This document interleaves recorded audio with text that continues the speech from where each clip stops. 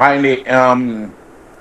Good evening అండి కీర్తన్ గారు. And బేసికల్గా నాకు కపుల్ ఆఫ్ క్విక్ క్వశ్చన్స్ ఉన్నాయండి. హాయ్ అండి. చెప్పండి మీ క్వశ్చన్స్ ఏంటో కీర్తన్ అడగండి. Hi sir. యా కీర్తన్ గారు, ఇప్పుడు మనకి హాయ్ చాలా సార్. అసమ్మతి ఉంది కదా. అసమ్మతిని దాన్ని సబ్సిడైజ్ చేసుకుని how we are going to transfer the votes అన్నది కొంచెం దట్స్ వెరీ క్రూషియల్ అండి.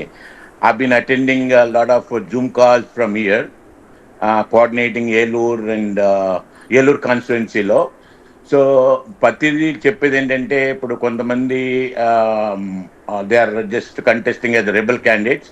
సో దాన్ని కొంచెం ఎందుకంటే వీఆర్ ఆల్ వర్కింగ్ టుగెదర్ అండి here to get rid of రాక్షస్ పాలన.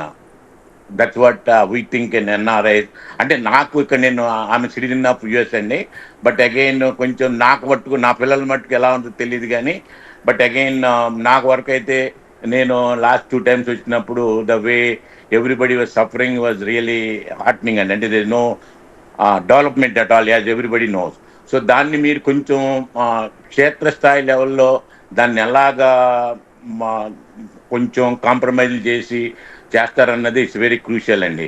And also going anybody who can YSRCP నుంచి కానీ వాళ్ళని కొంచెం ఎంతవరకు దాన్ని స్విచ్ ఓవర్ చేయకుండా కూడా ఎటువంటి ప్రయత్నం జరుగుతుంది అన్నది నా 2 క్వశ్చన్స్ అండి. ఓకే అండి. Thank you sir. Thank you so much. మీరు చెప్పిన మాట నేను ఖచ్చితంగా మీకు ఆన్సర్ చేస్తాను సార్. ఓట్ ట్రాన్స్ఫర్ మెయిన్గా మనం ఆలోచించాల్సింది ఏంటంటే, మాకు పెద్ద హెల్ప్ చేసింది ఈరోజు వైసీపీ ప్రభుత్వమే సార్. ఎందుకంటే వీళ్ళు కనుక కొంచెం మంచి పరిపాలన అందించింటే ప్రజల్లో ఇంత వ్యతిరేకత ఉండేది కాదు, మాకు కూడా అది బిగ్గెస్ట్ హెల్ప్ అయ్యేది కాదు. అంటే చాలా చక్కగా పరిపాలించారు కదమ్మా, మేము ఎందుకు మీకు ఓట్ వేయాలనే క్వశ్చన్ వచ్చేది. కానీ ఈ వర్గం ఆ వర్గం కాకుండా అందరినీ సర్వనాశనం చేసిన ప్రభుత్వం ఏదైనా ఉంది అంటే అది వైఎస్ఆర్సీపీ పార్టీ. అది మనం అందరం యాక్సెప్ట్ చేయాలి. ఎందుకంటే ఉద్యోగస్తుల దగ్గర నుంచి పసిబిడ్డలు ఎవరైతే ఈ అమ్మఒడి అందుకుంటున్నారో వాళ్ళ దాకా అందరి దగ్గర వ్యతిరేకతే ఉంది. మేము ఈ క్యాంపెయిన్లో వెళ్తున్నప్పుడు మేము నోటీస్ చేస్తున్నాం పాయింట్స్. కనీసం ప్రభుత్వ ఉద్యోగస్తులు ఏమైనా హ్యాపీగా ఉన్నారా, వాలంటీర్ వ్యవస్థలో ఉన్న వాళ్ళు హ్యాపీగా ఉన్నారా, ఈ సచివాలయం ఎంప్లాయీస్ ఏమైనా హ్యాపీగా ఉన్నారా, లేదా ఏ సెక్టర్ ఆఫ్ పీపుల్ ఏమన్నా జగన్మోహన్ రెడ్డి గారికి మద్దతుగా ఉన్నారా, పోనీ ఎస్సీ ఎస్టీ బీసీ మైనార్టీస్ వాళ్ళు ఏమైనా హ్యాపీగా ఉన్నారా, ప్రతి ఒక్కటి నోటీస్ చేస్తున్నాం.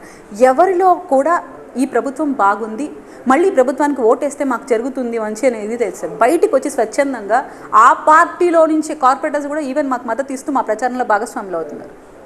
సో మనం ఏం చేస్తున్నామంటే అసలు జరిగింది ఏంటి, ఇచ్చిన హామీలు ఏంటి, ఎంతవరకు ఇంప్లిమెంట్ చేశాడు, ఎంతవరకు అబద్ధపు హామీలు చెప్తున్నారు. ఇప్పుడు అమ్మఒడి కింద 13,000 బిడ్డలకి ఇస్తూ నాన్న దగ్గర ఈ చీప్ లిక్కర్ తాగిపించి 70,000 దాకా వసూలు చేస్తున్నాడు.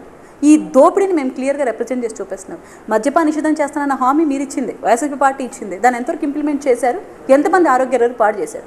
ఉద్యోగస్తులకు సిపిఎస్ దాన్ని ఇంప్లిమెంట్ చేయకపోగా వాళ్ళని ఎలా చెలో విజయవాడ వాళ్ళు చేసినప్పుడు వాళ్ళు ఎంత ఇబ్బంది పెట్టారో మనం చూసాం. మారు వేషాలు వేసుకొని పాపం వాళ్ళు ముట్టడించే ప్రయత్నం చేశారు.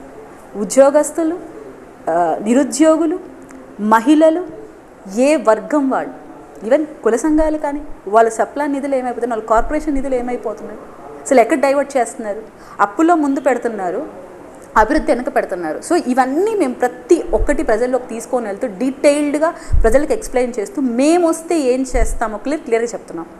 సో ఇది మాకు నిజంగా చాలా హెల్తీ అట్మాస్ఫియర్ని క్రియేట్ చేస్తూ ప్రజలతో మమేకమై వాస్తవాలను ప్రజలకు తెలియజేయడం ద్వారా నిజంగా ఆ ఓట్ మాకు ఈజీగా ట్రాన్స్ఫర్ అవుతుంది. మేము బలంగా చెప్పగలుగుతున్నాం సార్, ఈసారి ఎన్డీఏ కూటమి అధికారంలోకి రాబోతోంది, ప్రజలకి సుభిక్షమైన పరిపాలన ఎలా ఉందో చూపించబోతోంది.